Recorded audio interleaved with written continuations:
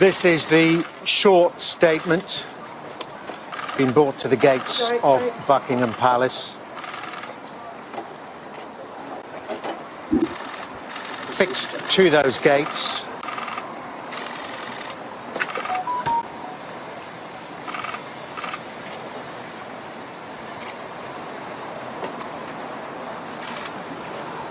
And the statement, as you can read for yourself, saying that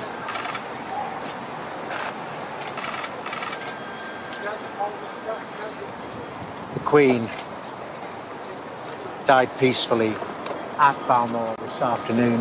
The King and the Queen Consort will remain at Balmoral and will travel shortly to London.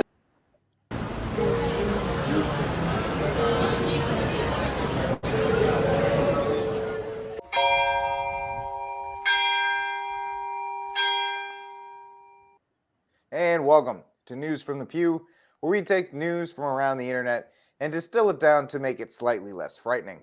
I am your host, Rick Barrett, and I am joined, as always, by Mr. Steve Cunningham of Sensus Fidelium TV. And we are very lucky to get Peter from Vendée Radio to join us today as our third member of this panel. And I think we should get right into it because the news that has taken over today is a pretty... I don't want to say epic or anything, these other kinds of things, because there's really no words to talk about the fact that the Queen of England, at the age of 96, 70 years on the throne, passed away earlier today. And I think it's great to just bring Peter in right away and talk about the mood that is going on in reaction to that, and what are the next steps that are going to take place for England in regards to who comes next on the throne and what goes on with all that, because I'm sure a lot of us here, and at least our American viewers, are not very well aware of that, Peter.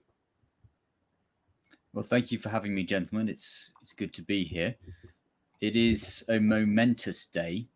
We're in a period of mourning.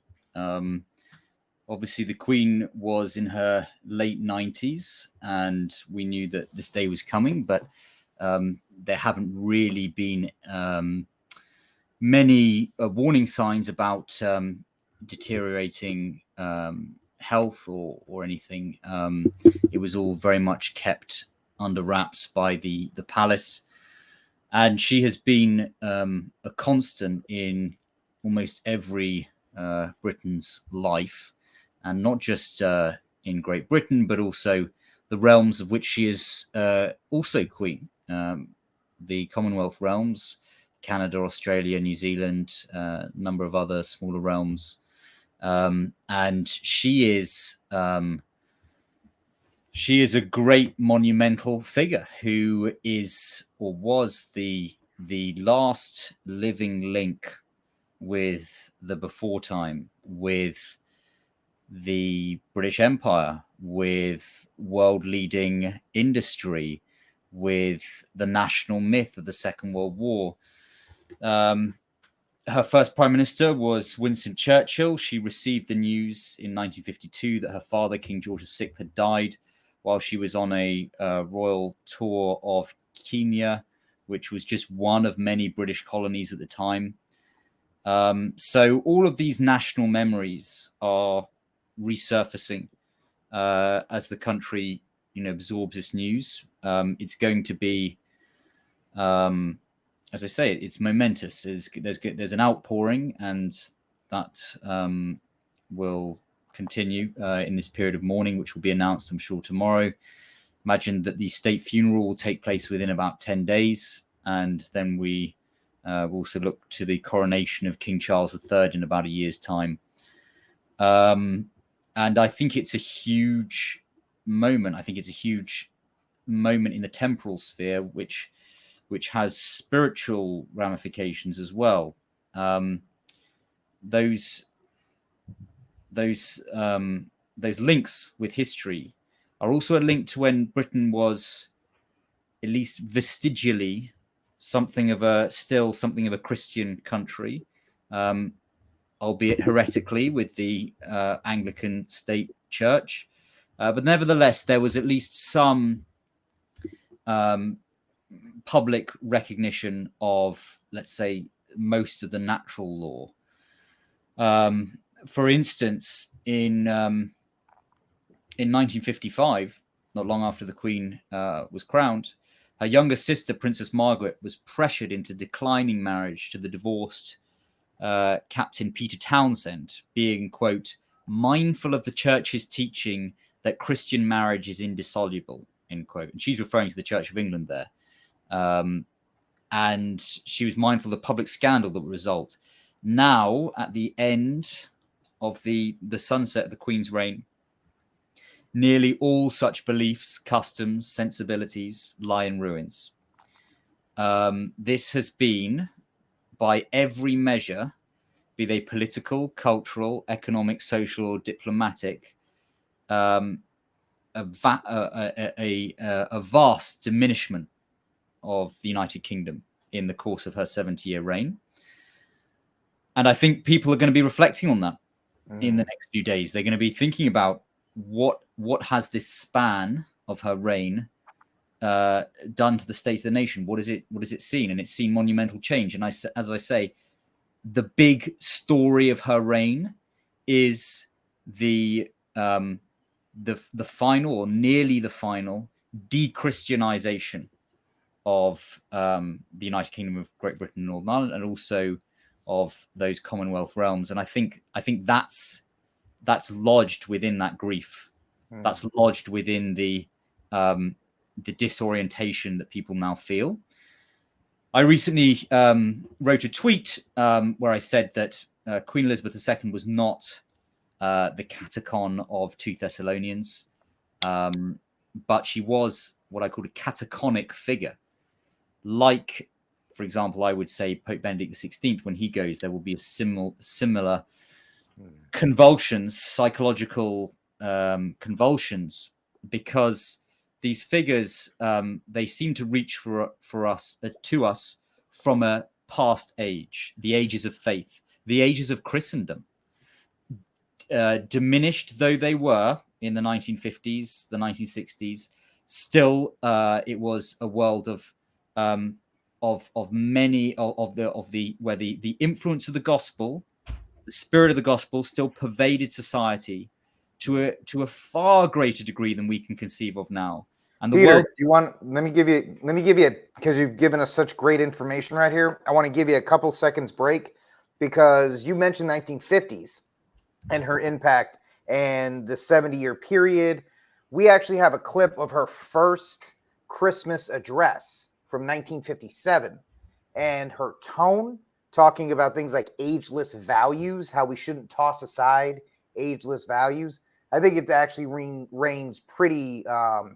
It's very symbolic, considering everything you just said. So, if Steve, you want to run at least a minute or two of it, just to kind of listen to the tone and how she presented herself at Christmas. This was a Christmas address to the nation.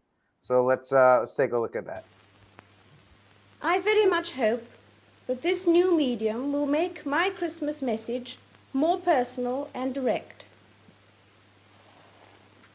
It's inevitable that I should seem a rather remote figure to many of you, a successor to the kings and queens of history, someone whose face may be familiar in newspapers and films, but who never really touches your personal lives. But now, at least for a few minutes, I welcome you to the peace of my own home. That it's possible for some of you to see me today is just another example of the speed at which things are changing all around us. Because of these changes, I'm not surprised that many people feel lost and unable to decide what to hold on to and what to discard, how to take advantage of the new life without losing the best of the old. But it's not the new inventions which are the difficulty. The trouble is caused by unthinking people who carelessly throw away ageless ideals as if they were old and outworn machinery. They would have religion thrown aside, morality in personal and public life made meaningless, honesty counted as foolishness, and self-interest set up in place of self-restraint. At this critical moment in our history, we will certainly lose the trust and respect of the world if we just abandon those fundamental principles which guided the men and women who built the greatness of this country and Commonwealth. Today, Notice that she didn't need a teleprompter. She just glanced, caught for about for a couple seconds, and could speak to the camera in a minute without having to read it look over it 5 seconds like we our elected monarchs over here do. So Peter, look, everything you just said in 1957, it seemed like she was still trying to hold on to those to some semblance of it. And then you flash forward today, there's none of that. There's absolutely just none of it. It's completely gone in that span of time. How it kind of speaks to everything that you were talking about earlier. Yes. So the grief that you are witnessing now and that you're going to see over the next few days, weeks, months, is an inchoate grief for that loss or that diminishment of the Lumen Christi, which shone more brightly in the 50s. You can hear there in her address that she's still making reference to modern times. There's we're very much further down the track there from this great fall away from God that's occurred since the apogee of the High Middle Ages. And the gradient, sometimes it steepens, sometimes it lessens, it slackens. We are about to go into a time now where that gradient of man's fall away from God, having thrown away the pearl of great price, once the nations apostatized, is going to get steeper. And that is what people are grieving, even if they don't know it. It's subconscious. And there is a question here, and one must be mindful of the imminence of which we've just received this tragic news about Her Majesty's passing. But nevertheless, when we come to evaluate her reign through the lens of our faith, we must be mindful that this rapid Christian diminution has been both expressed and affected by the culture of death that has steadily achieved statutory establishment with the legalization of abortion, homosexuality, no-fault divorce, pornography, mandatory sex education, same-sex marriage, and every other horror that has assailed the remains of Christian civilization. And under the British Constitution, none of these laws could have been passed without the granting of royal assent, the final stage of the legislative process. So we're confronted with conflicting emotions. One admires the sense in which she embodies duty, tradition. You saw there the kind of gravitas and regality, nobility that she evinced. But at the same time, we're mindful that the disastrous, catastrophic situation that we find ourselves in now legally has been affected by the acts of parliament that she has granted royal assent. Now, we can get into the actual constitutional legality of that, because there are two schools of thought here, and I'm actually undecided as to which I adhere to, but I can at least present both for the viewers to draw their own thoughts from. Yeah, absolutely. And really, I think a lot of people are just wondering, now that she has passed on, now that she's dead, what are the ramifications going forward with Charles? I believe will be the next king of England. And from what people are saying, obviously I'm getting this more secondhand, where Queen Elizabeth was reserved, and where she was more about kind of just being the queen, and not being very active in public life, at least from what the last, as far as I've been involved, didn't really see her making a lot of public statements or pronunciations. Charles doesn't seem to have that problem, especially when it comes to certain causes and certain agendas. And a lot of people are worried about what his position as king, when he's there, what the ramifications will be for the country of England. So as I say, the gradient of decline is going to steepen and get worse. It's a myth commonly echoed, which is that the Queen was apolitical. That's not true. I mean, I've just mentioned her vital constitutional role in enacting law. But in her own pronouncements, public pronouncements, she has made political interventions many times. Okay. What is notable is that she's never, those political interventions have always been echoing the public policy of her elected ministers. That's under the parliamentary sovereignty of the Constitution, where the monarch does not encroach upon that. But she's made many public interventions, and they've not been good ones. Just last year, we had the astonishing intervention. I can't share my screen, I guess, but got here a Daily Mail front page. Queen, it's selfish not to have the jab. This is when she made an intervention. She said, people who have never had a vaccine ought to think about other people rather than themselves. So clearly she's being, pressured by her ministers to bolster and affirm their own public policy with regard to the injection rollout. But that's just one instance of many times that she's clearly shown that she's willing to intervene in politics. But it's always been on the side of the revolutionaries and the oligarchs who are destroying Christian civilization. Earlier in her reign, she took quite an active constitutional role when it comes to one of her first administration's governments, the Conservative government of Harold Macmillan. He was very ill, and she was involved in the constitutional deliberations in his resignation and then his replacement by Alec Douglas-Home. She was also involved in Australia with Prime Minister Whitlam in the 1970s and his replacement by the Governor General, who's her representative in Australia. So she's actually played quite an important political role. It's just always been bad, by and large. Now, that's not to say we don't know what happened behind the scenes where she was restraining things. Things could have been a lot worse. This is why I'm talking about her being a cataconic figure. She was actually maybe restraining some things and maybe preserved us from even more horrors. Now, her son, King Charles, now His Majesty, is, as many viewers will know, a great reset enthusiast and very vocal on political issues, more so than his mother was. And that you would think would not be possible to continue now that he's king. Prince of Wales has slightly more leeway to express their thoughts about current events.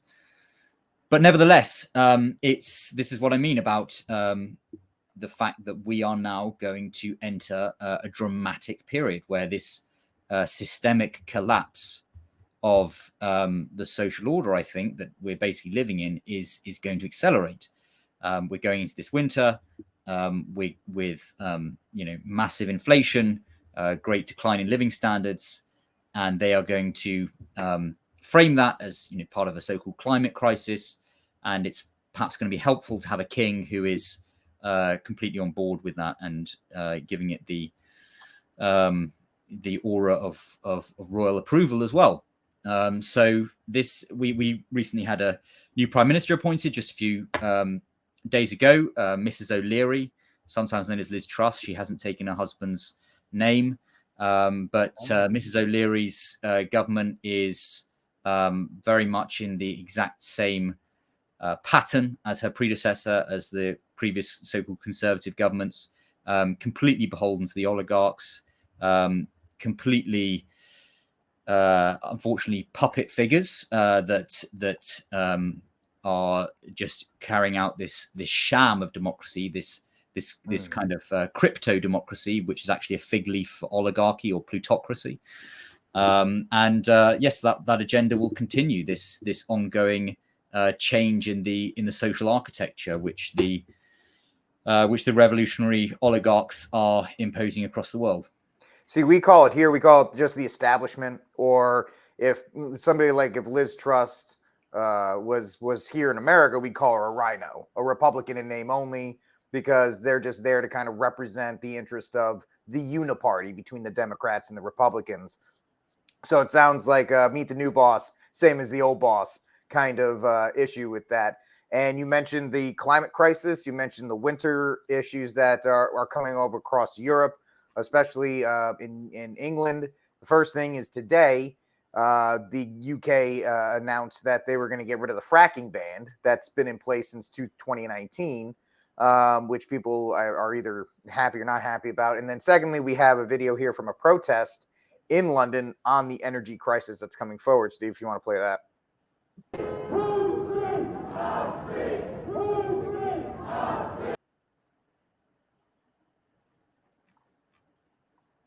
I think you're muted too, Steve. So it was a quick video. Oh, it was a quick.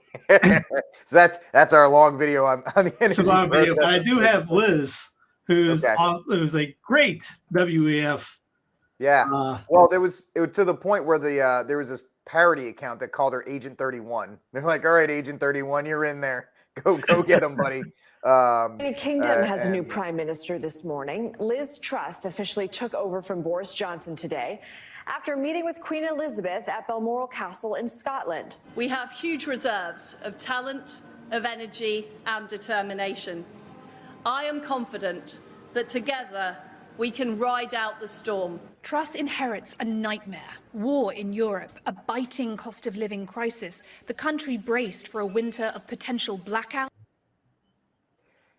The thing is, Peter, just like here we're experiencing the U.S., huge energy prices, all of this stuff is self-imposed.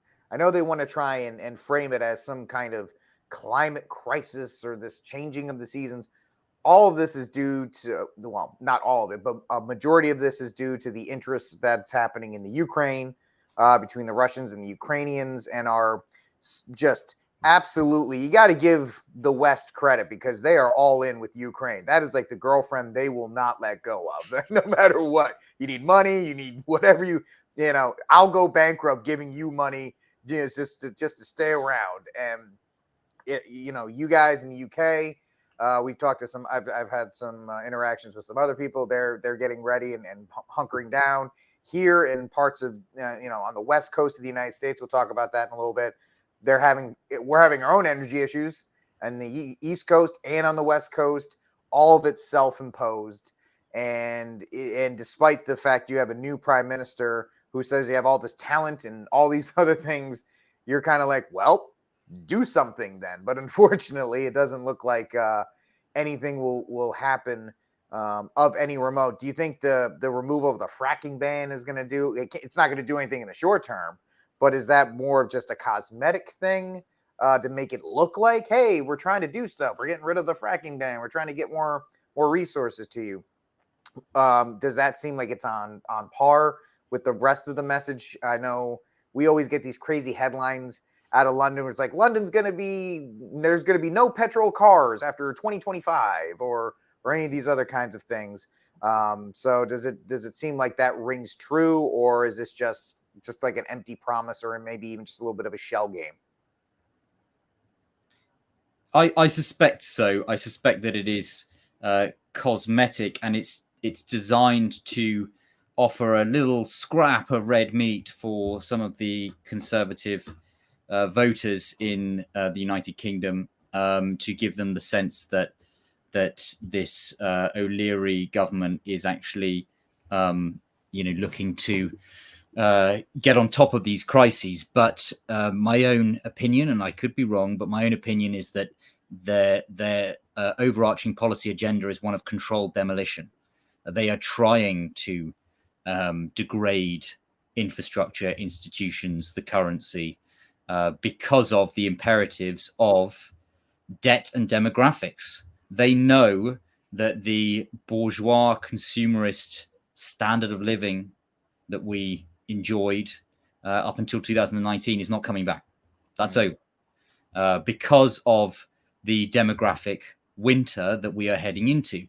And so the plutocrats that these puppets work for are reconfiguring the social architecture to impose totalitarian forms, replace the residual forms that we inherit from Christendom with totalitarian forms, in order to have the social control they need to corral and control the population and pacify the population when the population experiences this plummet in the standard of living, because the oligarchs stole all the money from decades of usury and financial alchemy. That's what's happening. Accompanying this, we have a great threat to the remaining medieval forms of the British Constitution, which is possibly the most, with the exception perhaps of, say, the Vatican and one or two microstates like Liechtenstein, is one of the most medieval polities in its constitution that survives today. It's the wrong religion, but nevertheless, it is an integralist state. It's an Anglican integralist state. And it is defined against the true faith. The monarch and the heir to the throne is not allowed to be a Catholic. They lose their right to the throne. And the monarch is, when they are crowned, as the Queen was, take an oath to uphold and defend the Protestant religion. But nevertheless, we have the forms, the accidents, the appearances that come to us from the ages of faith. Parliament, the House of Lords, the House of Commons, the Lord Chancellor, the monarch, the whole conception, which is of monarchy embodying the social covenant that Edmund Burke talks about, the communion of the living, the dead, and the unborn that constitutes a well-ordered society. The monarch that reflects the monarchy of the family below it, and the monarchy of heaven above it. That's why it's fitting that the political organization be that of a monarchy as well. But Britain is a mixed constitution, which you've inherited with the United States, of the Aristotelian mixed regime, St. Thomas's perfect constitution of both a monarchy, aristocracy, and democracy, having all those elements. We've still got some of those forms left, and I think those forms are going to come under great threat now. For example, I think that the Church of England is going to face huge difficulties in maintaining its position as the established religion of Great Britain or of England. And that will be something that we've got to resist, because as bad as the situation is now, those medieval forms are what protect us from the arbitrary will to power which animates the movements, the operations, the psychological operations, the warfare that we're experiencing from these oligarchs, which became explicit and open following the policy responses to the pseudo-pandemic in 2020. So let me one last question, and then I think we'll give Steve's taking a 25-minute break. We'll get him in here. So the Anglican religion, it's under threat from just the WEF, or is it from changes in the population? What is the direct threat to the Anglican religion that you speak of? So the Anglican religion is the official state religion. Mm-hmm. The Anglican religion occupies the place in the British Constitution that we aspire for the true religion, and which it replaced the place of the true religion. So what that means in everyday life, today is very very much deteriorated, but nevertheless we have Church of England schools, all of the institutions of national life. Often they are the sort of chaplaincy of those are Anglican institutions. For example, the great universities of Oxford and Cambridge, and so on. There's still kind of religious events that take place with the Anglican Church. Now, over the course of the Queen's reign, the doctrinal and liturgical, let's say, integrity or shadow integrity of the Anglican Church has absolutely collapsed following the Second Vatican Council. There was a saying that when Rome sneezes, Canterbury catches a cold.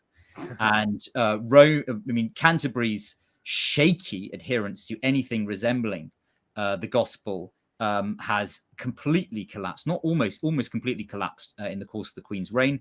Famously, we have the Lambeth Conference of 1930, where the Anglican Church became the first Christian tradition to even to affirm the permissiveness of artificial contraception within marriage. And the Washington Post or the Washington Times, in response, said, "This is the end of marriage as we know it." The Washington Times.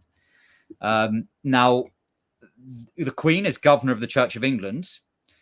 We have a kind of Caesaro-papist Anglican situation in this country, where she is both head of the church, the monarch is head of the church, and head of state, which is a kind of theocratic arrangement, like Iran or something today, where the head cleric is the head politician.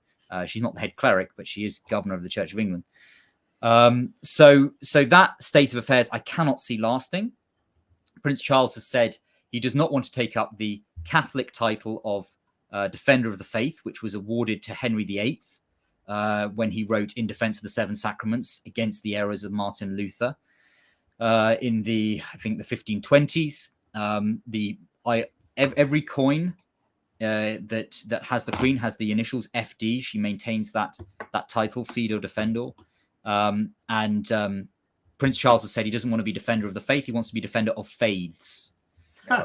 So there is an expression of the kind of threat to what remains of the Catholic constitution of this country. It's not a Catholic constitution. What I'm saying is, if up heretofore, as Catholics, what we've sought to do is convert the monarch, because if they converted to the true faith, everything would change. We'd suddenly have a Catholic integralist state again. So that will all come under threat. And it's a worse situation, I think, for the Church of England to be disestablished, because it represents the, I think, final moment in the national apostasy from Christianity that was set in motion by King Henry VIII with his break from Rome. And England will have completed this Luciferian journey from being a discipled nation of Christ to this grey and gay apostate nation whose public religion now is the same as every other post-Christian country, materialist idolatry. So that's what's on the line now. Okay. Well, I mean, that sounds like you're sounds like England's right in line to join us, Steve. Becoming a completely, a nation that does nothing but worships materialism and the current thing, to say anything else. So it looks like we're looking at another WEF success story, Steve. Yeah, and they've talked about that. And if you read the book, I think Peter's one of his neighbors, might not be his literal neighbor, Ian Davis. I think he's English. He wrote his book Pseudo Pandemic, which was a great phrase that he brought up a minute ago. He speaks of the multi-religion aspect in this, and then you got with the one world religion, when you got the multi-religious things. And there's a sermon that Father did probably 8 years ago when he talked about this one world religion group that had all these, a circular thing with all these figures. He goes, I don't know much about it, but we should keep an eye on this. And then you get Steve Wood. This is Patrick Wood that talks about technocracy, and he mentions the one world religion thing, and how, as Ian brings up, earthism is that one world religion using the gospel of Laudate Si. And you see that going on with the whole, the pseudo pandemic, in a sense, being actually what we talked about at the beginning. I think it was on Peter's show before that. I said it as well. And other shows have been on many times. This is just about the carbon or energy crisis. This is a direct link to get to this, the whole earthism attack. I mean, no one's talking about the water being depleted in the drinking water in Las Vegas. They're talking about the oceans rising, which anybody with 2 working brain cells sees, wait a minute, Obama just bought a house a year ago on the beach, or Gore has a beachfront property. If these guys really believed all that stuff, why would they buy a property on the beach? Or Florida is supposed to be, or those photos we talk about with the Statue of Liberty and the Plymouth Rock, nothing has changed in 100 years. Yet these people still pound this away. I mean, you got these, here's the EU lady. What is expensive? Because in these peak demands, the expensive gas comes into the market. Listen to our phraseology in this. Where have you heard this following phrase before? So what we have to do is flatten the curve and avoid the peak demands. We will propose a mandatory target for reducing electricity use at peak hours, and we will work very closely with the member states to achieve this. You would think that they wouldn't. You'd think they wouldn't throw out that flatten the curve thing this soon. You'd think they would give it a couple years to kind of like die down because it's got such a negative connotation, at least around here, you know. But here they are, right back at it again. Well, they're saying this stuff out loud. Like just yesterday, they talked about I think it was the WHO mentioned that nothing's happening to kids. Where's that at? How come? Where's the media? Which Fulton Sheen's book on communism speaks of communism and the free press. Speaking of the free press as not being a part of the government in the sense that you have the freedom to go out and talk whatever you need to talk about, and or publicize what you can without the threat of the state coming in for you. You ain't seeing even those people that love Fox. You ain't seeing that for months down the road. Like everyone's like, oh, Tucker's talking about this. We've been talking about what Tucker's talking about now for over a year. And they're just allowed to now say that. Why? I don't know. You're not going to hear that on MSNBC or CNN, obviously. I mean, even Bill Maher was talking about the laptop of Hunter Biden. And you had Robert Riley, who's just a complete airhead. When he asked about that, Robert goes, well, because Bill's question was something about, should you just arrest people just because, or these guys, or throw Trump out because you don't like it, or you feel there's some danger from him? And he goes, what's bad is the armed resilience of January 6th. And Bill calls him out. That wasn't the question. And he brings up, so should we even talk about the Hunter Biden thing? He goes, was that even a thing? He goes, yeah, they admit it. Bill's literally telling, Bill's as limp as anybody out there. He goes, yeah, they literally admit it. And he goes, unless you're watching CNN, he goes, well, I watch Fox too. And not saying the two-party thing here, but Fox at least is talking about that. That's literally the only thing they've been talking about for over a year. But I mean, like, here's on Australia. Please explain to the Australian people and what net zero emissions actually means in layman's terms. Thank you, Senator Hanson. Minister. I'm not sure how to explain it other than to say it means net zero. I mean, the pure condescension is ridiculous. I think, and I understand that the senator. It's one of those situations. I'll think through if I can provide an explanation that makes it clearer than that. But to me, the words net zero are quite clear. I think we all understand what net emissions means. I am reminded of a time when I was climate minister, and I think Senator Fielding wanted an explanation, and I got in the chief scientist to try and take him through it. And we did get to a point where I thought, I don't actually know, and neither did she at that time, how to break it down any further. But I will have a think about that. I think it's a commonly understood objective, and it's an objective that, as the senator knows, that is shared by those opposite, I thought.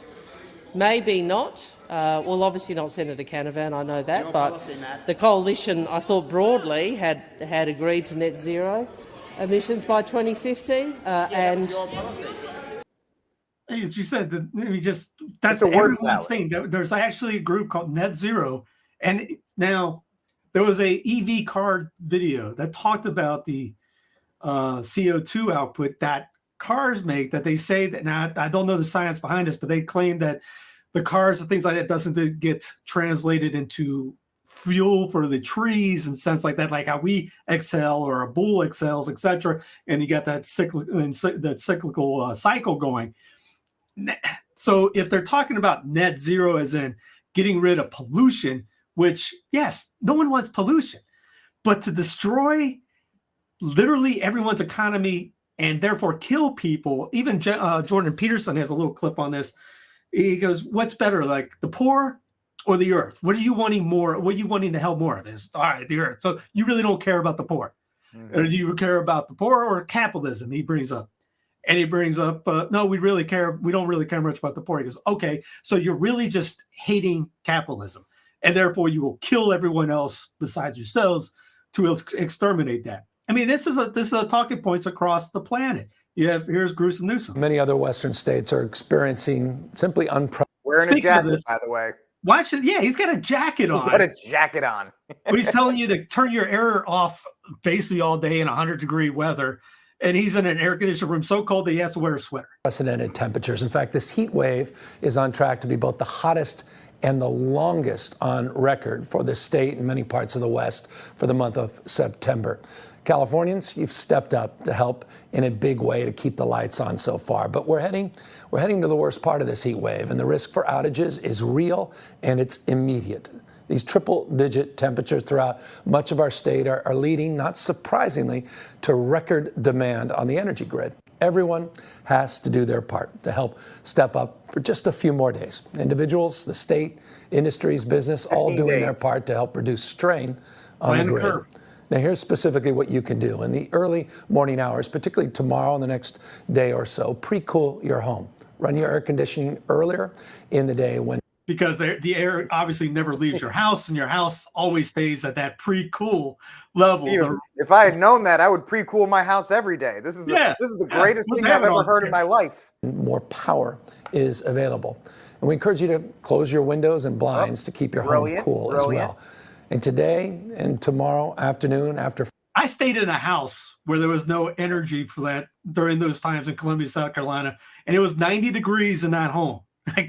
Even with the windows closed. 4 p.m. in particular, 4 p.m. Please turn your thermostat up to 78 degrees.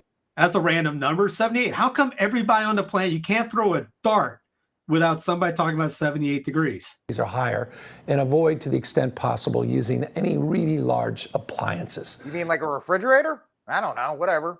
This was just today. Sent to your cell phone. It turns out it worked. Bloomberg put out this graphic showing a steep and significant drop-off in power use once that message was sent out. The message itself was pretty dire, warning of interruptions unless you take action. Today, Governor Newsom was in Beverly Hills for a tech conference, and I spoke to him about the strategy of keeping the lights on. Can you talk about the decision to send that message out and the danger of doing that too often as well? Well, 27 million of those text messages went out. And within 45 minutes, we saw roughly 2,600 megawatt reduction in usage. Had that not happened, we would have had some episodic load reduction. That was extraordinary. Blackouts. Let's talk about blackouts, guys. How do you know this? Because I'm supposed to listen to the media, who's been lying to me for 2 years, over 2 years. I'm supposed to take that information as gospel, or what Gruesome Newsom says as gospel. I mean, who knows? That, to me, my tinfoil hat over there is thinking this was a trial balloon. They wanted to see how the people would react so that down the road, they can cut it off and they know exactly what's going to happen. How do you know that everyone that had that text message, if, they say they sent it out, did what they said? Most people were outside, probably at the beach or in a pool outside their home at the time, or wherever they were. Or they're driving a car, probably. Or how do you know that worked? And now, but everyone's seeing that on TVs, getting that info in their head, just like during the Rona, everyone's dying. You got to get the numbers games up. The numbers don't mean squat because no one has any info to back it up with. And it's just, to me, it was just a test run, just like the muzzle for the jab, leading up to the jab. That was a test run for down the road when they tell you to cut off your energy for the good of the earth, and they know how many people will be compliant or not. Yeah, absolutely. It's a trial run. Peter, I know you have a question for Steve. Jump on in here. Thank you. Yes, I want to pick up something that you mentioned just there at the beginning of your discourse, Steve. You said that why is it that these mainstream or even alternative conservative commentators are now able and vocal about criticizing the Great Reset, criticizing this encroaching tyranny, this digital control grid, as if they were just given permission at a certain point. And this is something I've definitely detected as well. And for me, I think it happened when Trump was quite clearly ousted when it looked like he wasn't going to be successful in his attempt to hold on to power. And it seemed at that point the right wing of the deep state gave permission to people like Steve Bannon, to One American News Network, to Fox News, to some Republican Party figures to start kind of mentioning some of these things, or at least like playing footsie with them with regard to various things. And I find it frustrating because I have to say there are many faithful Catholics, mutual friends of ours, in fact, who seem to only be ready to commit to a political perspective, such as criticizing the evil of the Great Reset, once it's framed within this mainstream left-right paradigm. Mm-hmm. If it's prior to that, if it's not within that, then they won't touch it. Mm-hmm. And the anti-COVID tyranny movement, prior to the right wing of the deep state starting to at least countenance some of it, had this sort of whiff, I think, for them of conspiracy theory and the associated social ostracization, amateurness, which I think these commentators don't like. But it seems worrying to me, because it seems like a lot of these people then will go back to the sleep and focus on those political battles that they're allowed to focus on within the political system, such as the battle against woke, the battle for the Latin Mass. Really important battles, but they'll miss this overarching panorama because it's not given the consideration by the mainstream left-right paradigm. Now, whatever the left-right paradigm says, that quarantining of healthy people is a public medical policy which has never happened before. That no epidemic in history has been primarily spread through asymptomatic transmission, right? These are like scientific axioms that were openly denied by the entire power structure. We were calling it out right from April 2020 that this doesn't add up, and certainly from about May or June, when they switched off the pseudo-pandemic to focus on the pandemic of racism with George Floyd and so on. Now, why is it that these mainstream figures were still reluctant to criticize it at that point, and would not do so until January 2021, when Joe Biden was inaugurated? You mentioned the great phrase controlled demolition before.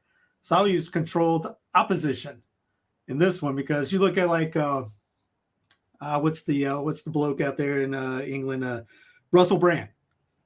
He's gained like 3 or 4 million subscribers in the last year, maybe half year. I started listening to him going, wow, he's really saying some great stuff. And then I catch on to his old stuff. He's interviewing Yuval Harari and okay with it. And, saying things that we're saying and monetized and not threatening to kick off. Beck, the same way. Tucker, same thing. I'm going, how do you guys not get removed? This video doesn't get removed. Yet the guy I listened to in Tennessee, he can't put, with 40 subscribers, he can't put up his newsfeed video without saying the key phrases, which are the same thing these other guys are saying, without that getting kicked off. I would have to say controlled opposition in that, just for getting, because again, and I've seen that on one of Brand's videos with the Harari, people were literally calling him out on that. This was a couple of weeks ago, a month ago, I saw that. Are you controlled opposition? Are you controlled? I was just not going to answer that. But that was, and then with Trump, it's kind of like that with Trump in the sense when he got elected. My thing with him was, he had 8 years of Obama, who's just got his photo. Him and his wife had a photo thing up in the White House. And what do you have if you have Clinton? Everyone's going to get mad. So Donald was like the steam coming out of your tea pipe. It was just letting out the steam so people wouldn't get mad. Because you have what you brought up, the litany of people that you brought up before. The abortion funding still went up. Legal Rose has this graph of it. The funding of Planned Parenthood still went up. He was called the most queer-friendly president in the U.S. history. So that was still, that should be something that so-called conservatives should be a part of. Sure, we didn't have any more wars. Great. but he bombed more people than his predecessor. So a lot of things, the swamp never got cleansed. You had John Bolton, of all people. He's the definition of a swamp. Brought in, hired by him. Sure, he got fired. Fauci never got canned, never got removed. So it's one of those, as we have in the U.S., it's Pepsi versus Coke, Yankees versus Red Sox. You are on this team, and this team is terrible, or vice versa. Just like with the jab, Trump brings in the jab. You had all these guys. I will never take this injection because Trump had it. And now they're pushing it off. Then they went to the other way going, no, we got to push it in everyone's arms. And, oh, yeah, Trump saying this? No. The science that did this. And now you're going back to saying, oh, this is because I don't know if they know that the deaths are coming. Trump's fact. He pushed it too much. He went warp speed because you are in the off season, because in the States here, it's football season. Therefore, nobody cares about anything besides football season. Out in your neck of the woods, you had soccer players dropping dead. Our football guys were dropping dead in the offseason. I know of like 12 off the top of my head that you could go back, and I had it on Clown Planet, where these guys were just dying 30 years old of SADS, sudden death, just dropping over. Football players, the guys that one guy was the running back, Marion Barber for Dallas, and they blamed the heat. Wait a minute. He played in Dallas, Texas for multiple years as a running back, dying of sweat all the time. All of a sudden, he's retired a year later. He's dead because of the heat.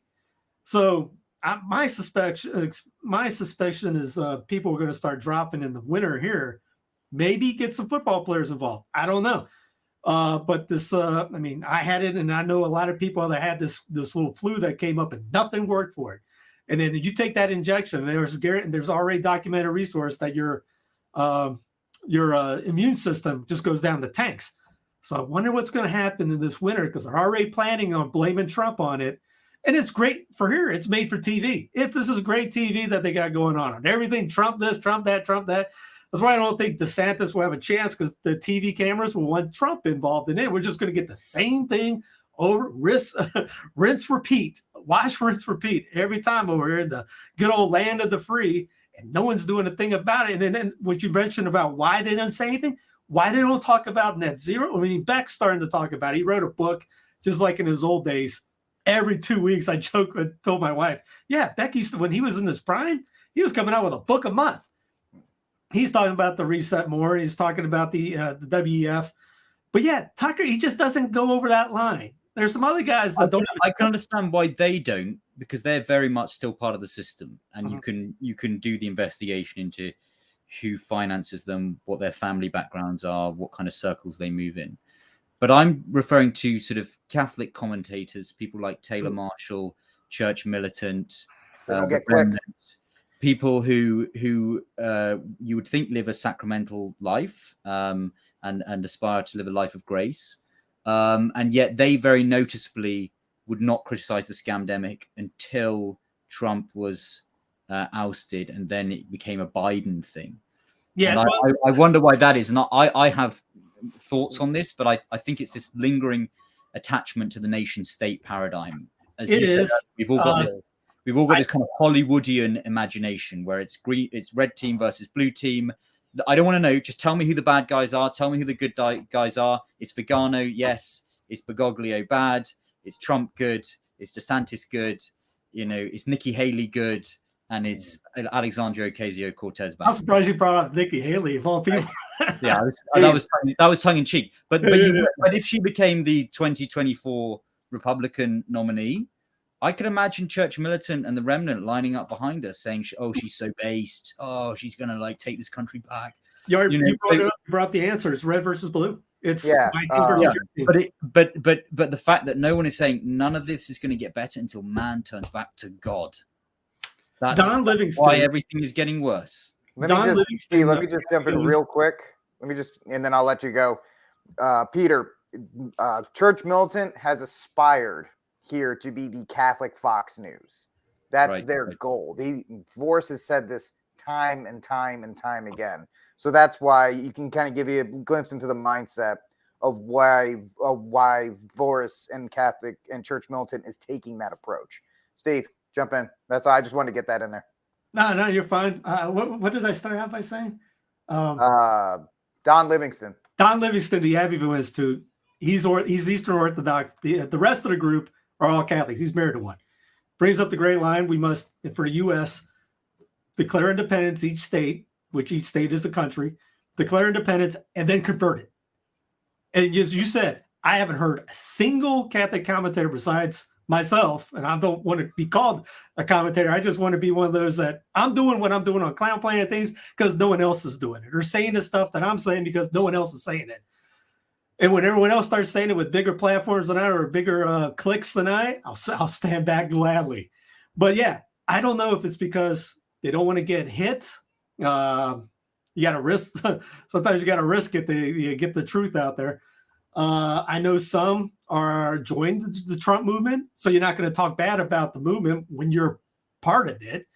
I know Dr. Marshall, for example, he went to Trump retweeted him. He retweeted him, and then I know he's got invited up to do the opening prayer or something at rallies. You don't get invited for that if you're critical of of that group. I'm never going to get retweeted by Trump or Jack or any of those guys, and I bust Jack up a lot on this, going, dude, come on. It's hopium. It's Trump worship in a sense. And yes, I seen the remnant too. The remnant was selling muzzles and then telling me that it was an okay thing because that's a way of how we fight back. No, the way you fight back is not doing that, not participating in that stuff. And this is a newspaper which 10, 15 years ago would have articles about Judeo-Masonic central banking. And this is how far the system has been successful in kind of absorbing these threats, these potential threats. Yeah. I'm not trying to call these guys out for, lack of principle or anything, but to fight this thing, it's not, if you think Trump is the answer in 2024, first off, pass the hookah pipe, because what happened in 2020, you think that's not going to happen again in 2024? And if it does, there's something going on there. But and it's, I heard one tell me that if declaring independence would bring in bloodshed and this and that and the other, I'm going, just because that was Lincoln. Because Lincoln did it, you think Biden's going to come in with F-15s and bomb Texas or South Carolina for doing that? No. Look at what's going on right now. And then on top of that, give me your argument. Give me your best defense for sticking in this dysfunctional union. Tell me why you should stay in.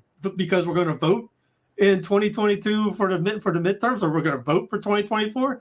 What evidence has that ever changed anything? And you brought up the social problems. It's because of us. I bring up Jocko Willink in a podcast before. The ownership. Let's take ownership of us not being what we should be doing, the salt of the earth. Because there was a Byzantine priest that did a sermon on salt of the earth. I thought it was fantastic, and he mentioned that salt is supposed to keep the good in, and we don't have anybody keeping the good in. We just got, as you brought up, we're arguing about stupid things every day. Yeah, okay, fine. The traditional mass argument is a very important thing. Yes. Okay, it's not going to, I don't believe in no salvation outside the land mass.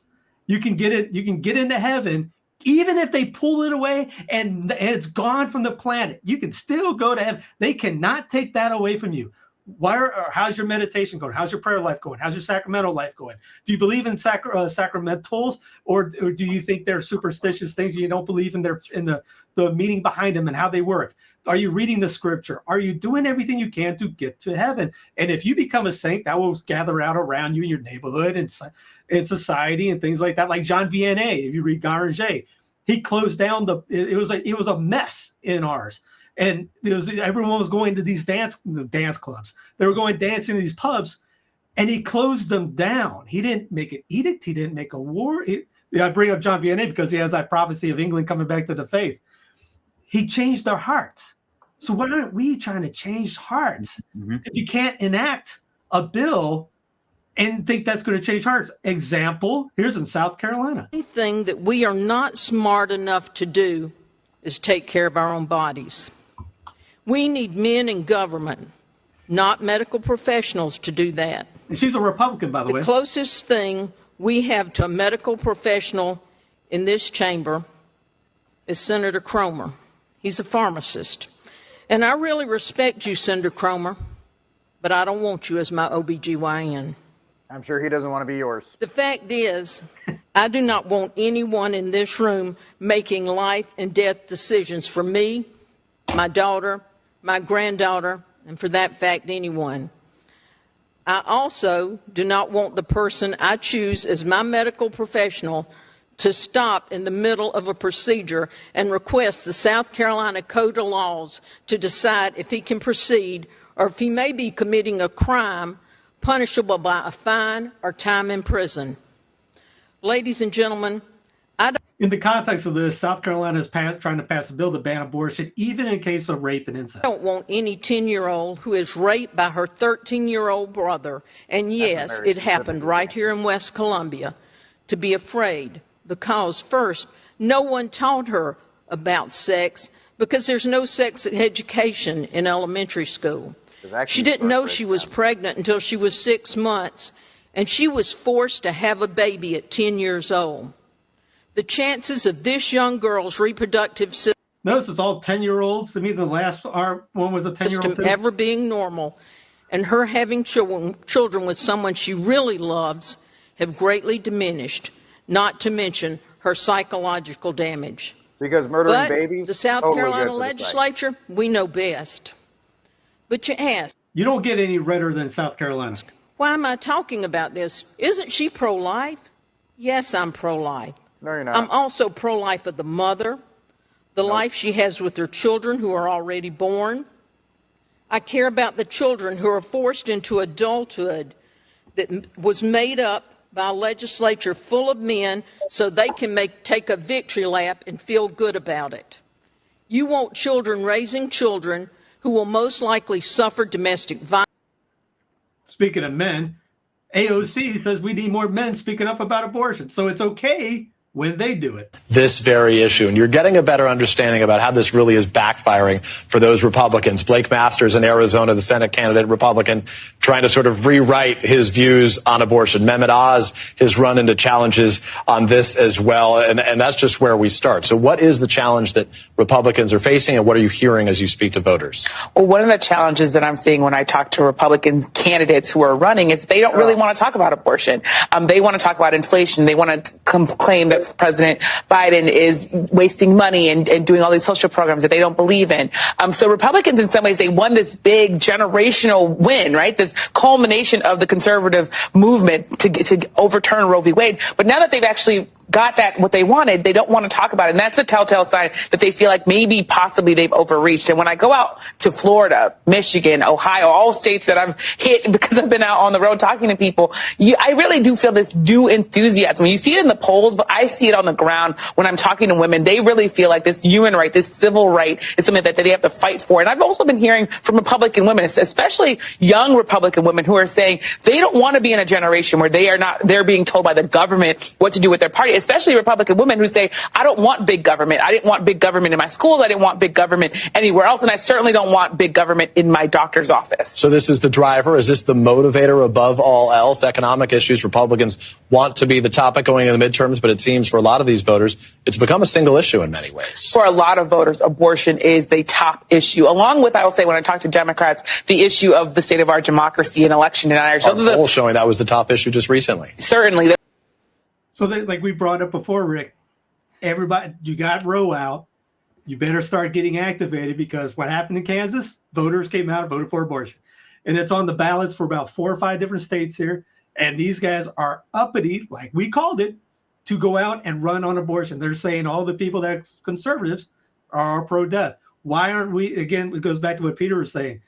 Where's the conversion of the hearts on this? I mean, that goes back to Brandon's speech last week, which he started out after we got done with our show. I watched it, and he opens up with the hallowed grounds. Yeah. The state religion it was at Philadelphia's where they ended up writing the Declaration, and it's hallowed, just like they say at White House, hallowed grounds. Or what this is what it comes down to. Yes, yeah. People need to realize profoundly that the Catholic faith is bigger than the US Constitution. Mm-hmm. Is bigger than the British monarchy.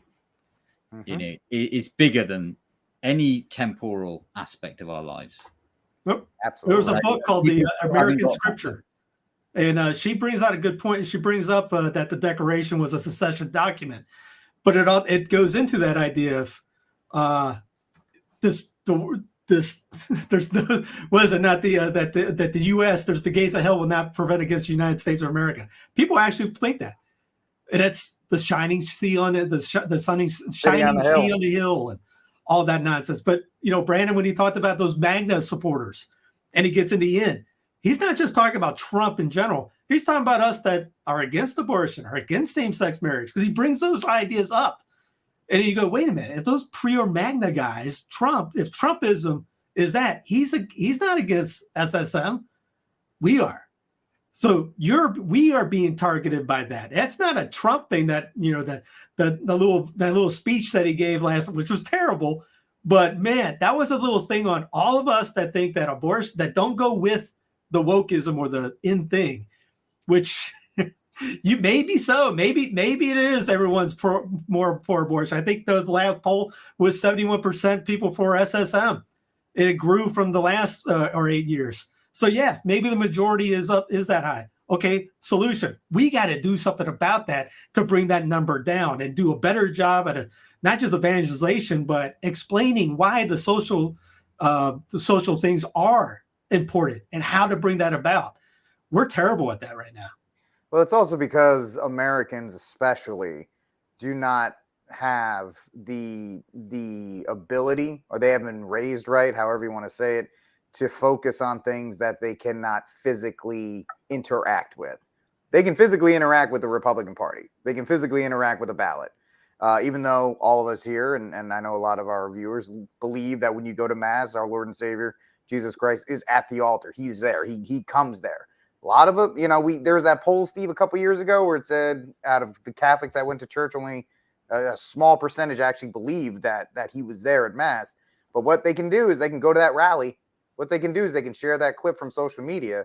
What they can do is they can physically interact with politics. So it's easier for them to kind of shove their religious ideas. And Peter, I always talked about abortion was nothing but a box in the Republican Party. We're going to lower taxes. We're going to defend Israel. We're going to get rid of abortion. Like, it wasn't. And I can't stand that lady from PBS. Oh, she's awful. But she says that every time a Catholic or even our evangelical brothers and sisters who have been pound for pound in these United States of Amazon better going to the ballot and voting against abortion than we have as Catholics. Every time one of us stands our ground and goes toe-to-toe with a person who wants to murder a baby, we win every single time. But we're afraid. We're afraid of what that lady on MSNBC, she's going to call us mean. She's going to say we're going to try and take them back to the Handmaid's Tale. And we don't have enough faith to put our feet down and say, I don't really care what the lady from the PBS says. I don't really care what my Democratic opponent says. Trump, I know Steve's very correct on all the things Trump said. Still, Trump was the only guy to describe what a third trimester abortion is on a political stage, and it left Hillary Clinton dumbfounded. She could just say, oh, he's mean and he's attacking. She could not defend the fact that he said, you're ripping a baby straight out of the womb of a woman and you're killing the child immediately. Like, nobody could understand that when you take this, what it is, they can't defeat it.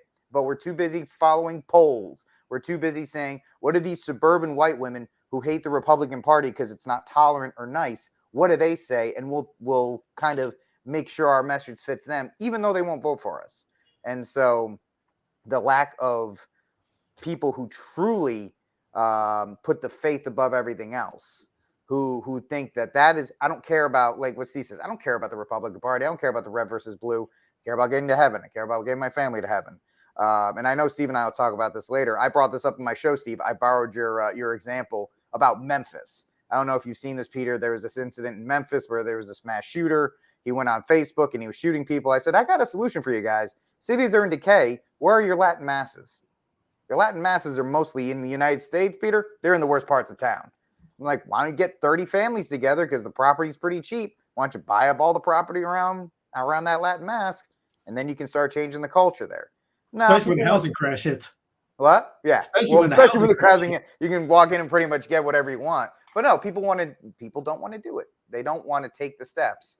What they want to do here in these United States, Pete, is they want to put that click on social media. They want to make sure they get that night, the retweets or the Instagram likes or the Yahoo.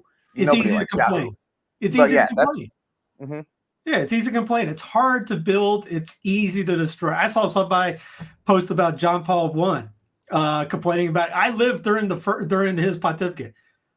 Okay, that was 33 days. Are you a martyr for that? I mean, later on goes, I don't know much about him. I'm going, so we're trashing the guy. I have no clue. And he didn't get I know there's politics involved in canonizations. You can look at why Garcia Moreno is not canonized. Pius IX. They don't like Versati because he loved the weapons. Rick would probably love that. Don't know if you know that, but he said that he had a pistol and his sister found it, threw it in the lake, and they really don't like that part about him because he was for that stuff.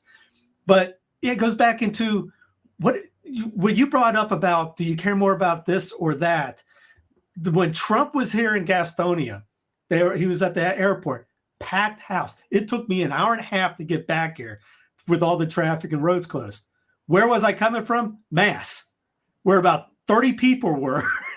And then Father Matlack, who's who's English and does the Ukrainian Rite, was talking about communism and the parallels what he's seeing this now to then when he was growing up. And yet, how many people were going over if we had that crowd going to Mass, if everything was reversed, imagine the world we're going into. But I'm sure, like Peter could think of too, City of God by Augustine. There's a lot of parallels going on in that. Yeah, we're living under the latrocinium, the brigandage that obtains in the city of man. And I think God's allowing all of this. He's taking our idols away from us, like the loving Father that he is, so that we turn aside from him and that it breaks our hearts of stone, gives us hearts of flesh, and that we can see that the only answer is the life-giving words, sacraments of our Lord Jesus Christ. Yeah, I completely agree. But one thing you did miss out, Rick, is at least they moved the embassy to Jerusalem. I think you're being a bit ungrateful. You know what? Cause for canonization, fast track. Let's get it done, folks. Let's get it done right now.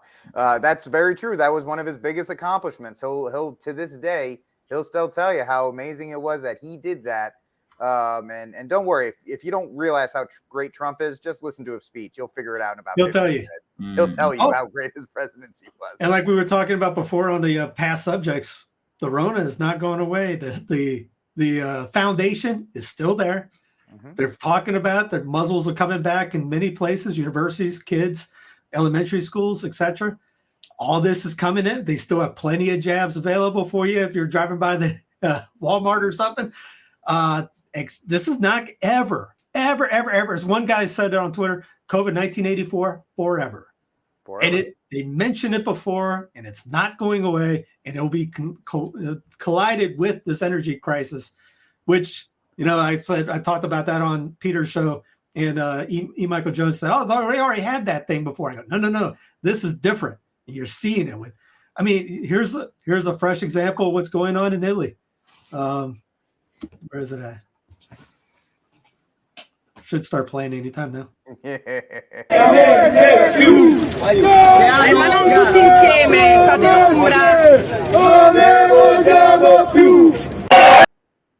They're burning their energy bills, which has gone up 80%. Don't think that's not going to come to our lands. It's already in England. It's already in Europe, all over in Europe. There's multiple countries doing it. Eventually, it will come here. They're saying the same things beforehand, just like with the Rona. It took a couple months prior to get over across the land, and then it will be here. Canada, U.S., Mexico, all that, all the way into South America.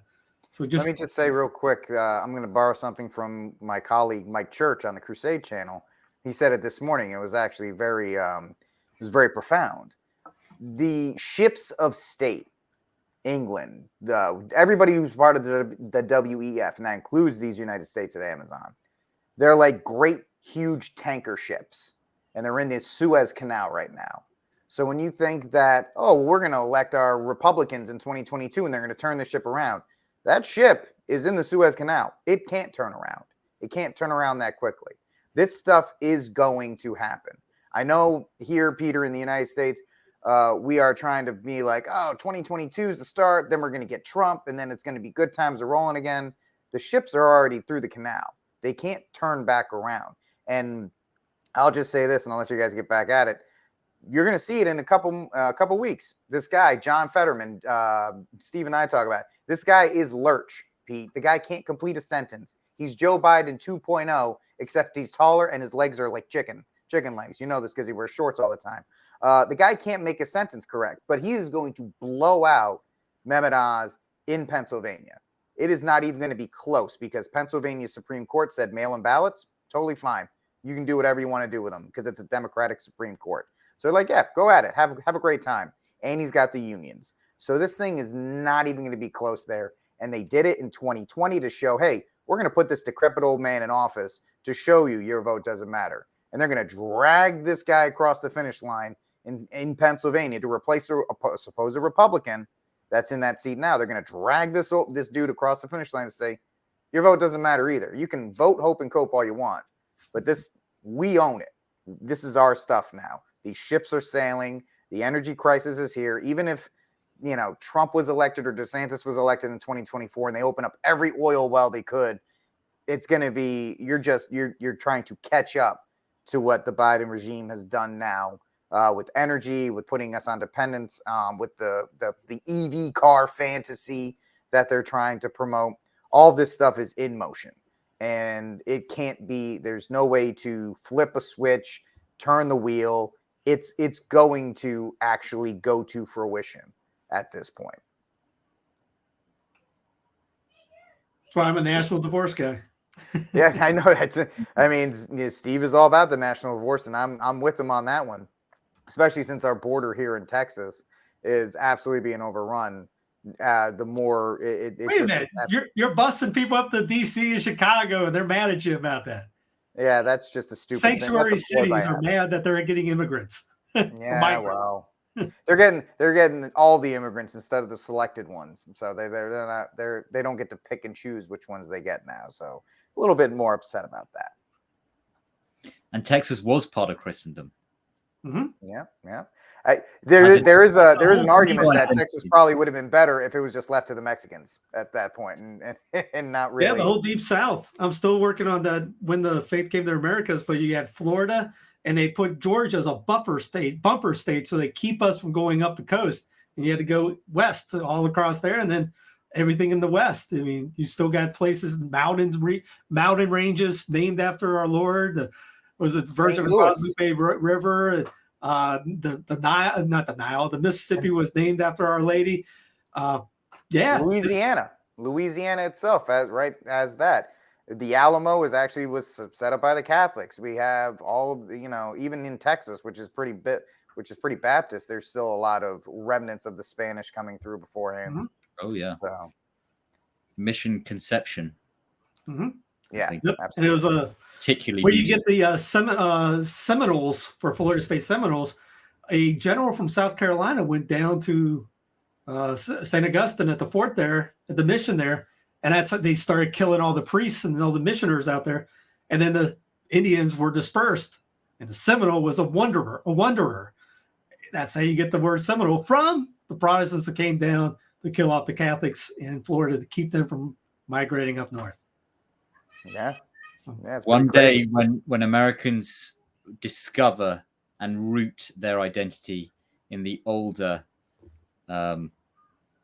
tradition of the Christian social order, which has obtained in many parts of the United States, and throws off the Puritan, Yankee, cultural Marxist yoke, converts, she really will be the shining city on a hill. She will have a constitutional amendment, erase the First Amendment, crown our Lord, get rid of the Statue of Liberty, replace it with Our Lady. Oh, that'd be awesome. Who said that? There was somebody that mentioned the Statue of Liberty having her back to Guadalupe. I never thought of that. Yeah, that's interesting. Because came a couple hundred years afterwards, French Revolution. I'm sure they knew about it. Yeah. The strategic placement. I'm not Oh saying. yeah. They play to win. Oh yeah. They're unlike us, or unlike many Catholics. They know what they're doing. And again, this solution is, like I said, bring up Livingston, break off smaller. As Peter mentioned about changing the First Amendment, you don't even have to go that far. You can just change your that's state. eventually. That's eventually. Right. You can just change the state religion, which 11 out of 13 colonies had your own state approved religion. Bada bing. But you got to work at it. You got to get your. It's going to get dirty. It's going to get messy. You might get some martyrs out of it, but we're not supposed to live in Kush. Our dream right now is not actually to change the First Amendment. Well, my pipe dream, let me not speak for anybody else, is for Florida with its Catholic governor to break off, crown Ron DeSantis as King Ron the First, let his line reign, and then we can all go to Florida and celebrate the freedom that they provide. Because I mean, he's so close to being an independent republic at this point, the way he's defied the government as in many places. He's just so close to just saying, like, yeah, we're done with all of this. And he shouldn't run for president. They should be changing the laws in Florida to let him be governor for as long as he wants, and just keep him there, because he does more good there than he'll ever do in DC. And people are so entrenched. Oh, he's got to run for president. Look what he did in Florida. He's got to go to Washington. Why? So he can get swamped out by 100,000 bureaucrats that have lived in Washington and have been working in Washington until they die. Those are the people who make those laws. It's like the ATF. I'll say it real quick.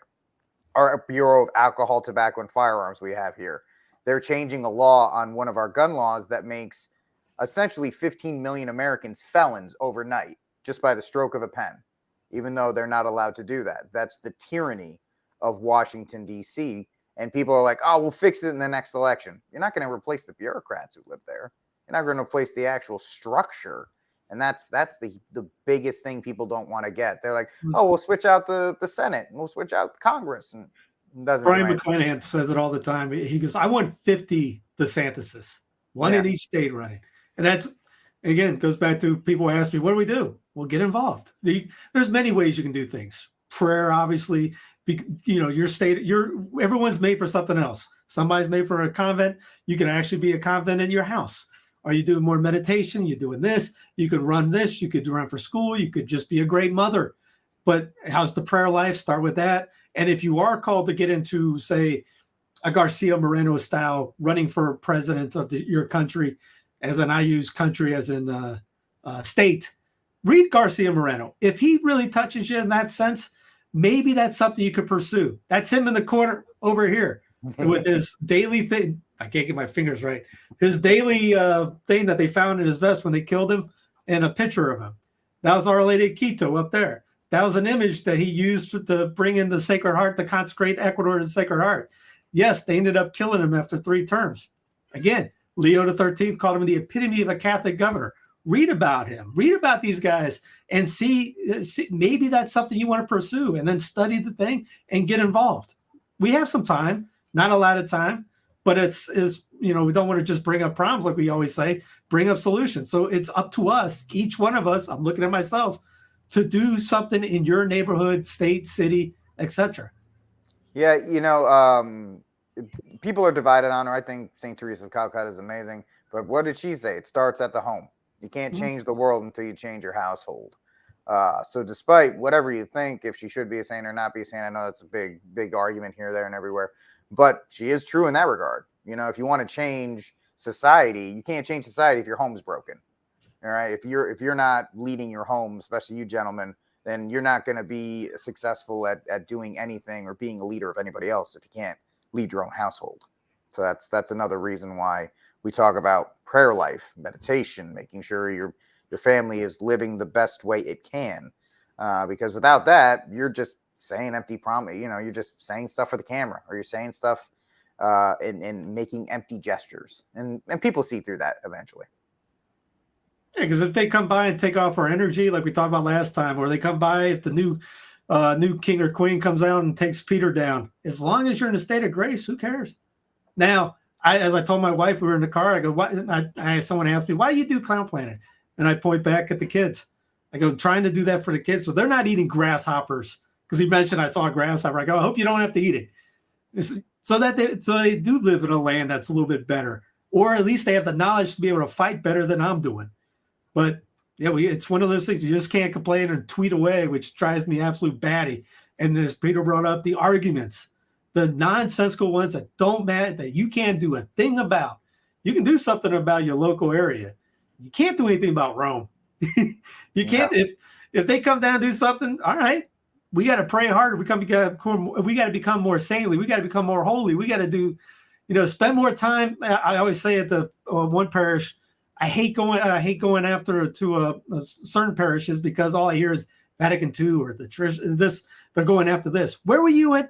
How come you're not in the parish giving a 15-minute Thanksgiving afterwards? But you took it to run outside to go out and complain. We need to keep the house packed for a little bit longer after Mass. Again, where are you at adoration? Right? Little things like that. Little things like that. Yeah. Absolutely in that regard. Talk is cheap. Let's see some action. And like I said, I'm looking at myself too. Yeah. But so in that regard, let's move on to the Memphis story since we kind of mentioned it earlier. I don't know how deep you want to get into this, Steve, but we had an event yesterday where a 19-year-old kid got his hands on a firearm and went on a rampage on Facebook. He's live streamed it on Facebook, which is weird because 19-year-olds don't use Facebook, but that's neither here nor there. Killed 4 people, injured 3 more. And it's very interesting because Memphis has not been a safe city for probably 30 years. I lived there for a summer. It is not a safe place, despite all the pretty pictures of Beale Street. Beale Street is one street, and that's not even safe most of the time. But you had this video is going around.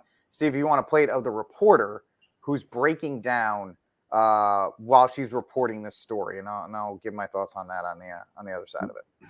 Peter said he has to bail out. So no, Peter. Yeah, Peter. If you got to bow out, let us. If you have any final thoughts on anything we talked about, and then thank you so much for hanging out with us, Peter. Appreciate it. Thank you for having me. I hope it's not an inopportune moment, but I'll say farewell and please ask the audience to say a prayer for the repose of Queen Elizabeth's soul.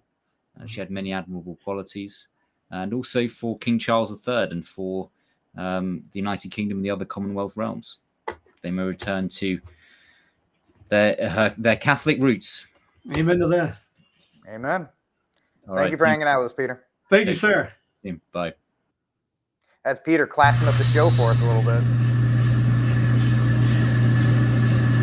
Memphis is tired right now. Yeah, I'm good. I'm with you all. Memphis is tired right now. The Eliza Fletcher kidnapping and abduction and murder. The other crimes we've had this year leading up to this. It's difficult right now. Bear with me. It's a very nerve-wracking night. Memphis has not been safe for 30 years. All right. It's always on the top 10 list of most dangerous cities. What you saw there was her glass bubble breaking. Not a glass, but her bubble shattering. Because she's been reporting on this stuff every single day. It's just numbers on a spreadsheet for her. These people died. This person got murdered. Now, all of a sudden, she's breaking down. Oh, Memphis is tired. Why wasn't Memphis tired last year when 300 people were murdered? Right? Why weren't they tired the year before? Are you tired because the white lady got kidnapped? And I'm not trying to I'm not saying anything negative about the woman. That's a terrible thing that happened to her. Are you mad because a white lady got kidnapped, which happens all the time in major cities on jogging trails? If you want to look into that, it's not a great thing. Are you tired because this is the second incident in a week where Memphis is now under the national spotlight? Like, why are you tired? And it's stuff like that bothers me, Steve, because that's just virtue signaling nonsense. Yeah, it goes back to what we talked about, how bad it's a mess out there because it's a mess in the church. These cities, you're just going to, in a handbasket. Chicago, New York, Boston. I mean, even we talk about Louisiana with the carjackings going up sky high. There's a lady that I think was Tucker reported on that she got dragged, her arm got ripped off. She bled to death in the street. Some elderly lady. And what most people do about it, they grab those phones and they're videoing it. I joke every time I see something like something going on, and you see all these gangs of people coming up and going, dude, if you just cut the internets, right in that area, I bet these guys would scatter like cockroaches. They would just go. It's just because you can't post on Instagram or Facebook or Twitter. Then why am I here? Yeah. Everyone's got it up. They're not doing anything on it. But yeah, it's the city of God versus the city of man. It's terrible out there because the salt of the earth lost its flavor. Yeah, I think that's really all we can speak about that. And since it's Steve and I don't really think we're going to do cry rooms or Saints of the Week or anything like that. I want to give these guys a Saint of the Week just because it's funny. Give a shout out. No, well, this guy was a finalist in the Kids Mullet Championship. Oh, yes. We salute you, sir. We salute you. Indeed. That is a real champion right there. That's what I'm talking about. That's what I'm talking about. Good. I've been waiting there for 2 weeks. I keep forgetting to say it. Hey, nothing more American than the mullet. But don't do that though. That's so American. I love it. I don't really have a Saint of the Week. I guess if I had a cry room, it'd be ATF trying to ban pistol braces after 10 years of having it be completely legal. So you guys can get in the cry room. I'll throw AOC in there because of her pushing the abortion thing, which goes back to that's their target. Yep. And she also said she didn't know if she wanted to marry her or get engaged to her white boyfriend. So it's like, whatever, girl. Yes, you did. So just shush. Anyway, that's it. Thank you once again to Peter from Vonday Radio for hanging out with us and classing up the joint. Thank you guys for hanging out with us. Thank you once again, Steve, the co-pilot. No matter what, Steve and I will be here on News from the Pew. So subscribe to share the News from the Pew. Thank you all for hanging out with us. Happy Feast of the Nativity of our Blessed Mother. And now, always and forever, Viva Cristo Rey.